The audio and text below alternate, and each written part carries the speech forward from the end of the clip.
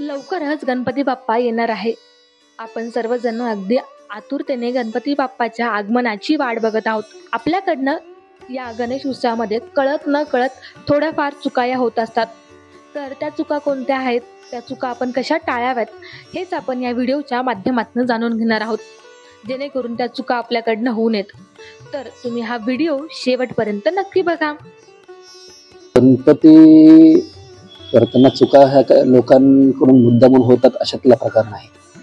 शक्यतो गणपतीशी 10 दिवसांची प्रतिष्ठापना करताना गुरुजींना बोलून घ्यावं.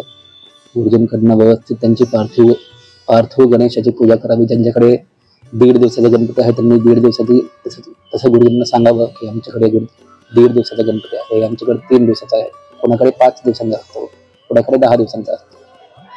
अशा प्रकारे गुरुजींना सांगून त्या दिवसांपुरती पार्थिव गणेशाची मूर्ती स्थापन करावी.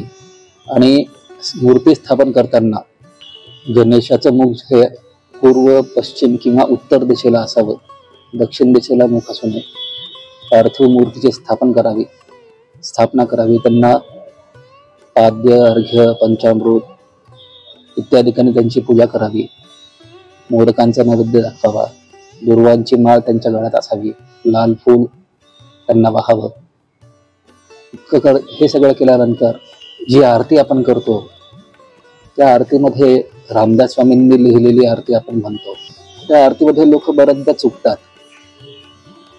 विशेष जे चूक आहे ती अशी होते की संकटी पावावे निर्वाणे रक्षावे, दास रामाचा वाटपा हे सदना. सदना म्हणजे घरी, दास रामाचा. श्री रामदास स्वामी स्वतःच्या घरात गणपतीची वाट पाहत आहे.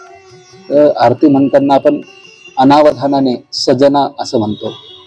ते न म्हणता सदना असं म्हणावं. हे एवढी जरी चूक सुधारल्या गेली तरी भरपूर आपली गणपतीची सेवा झाल्यासारखी आहे.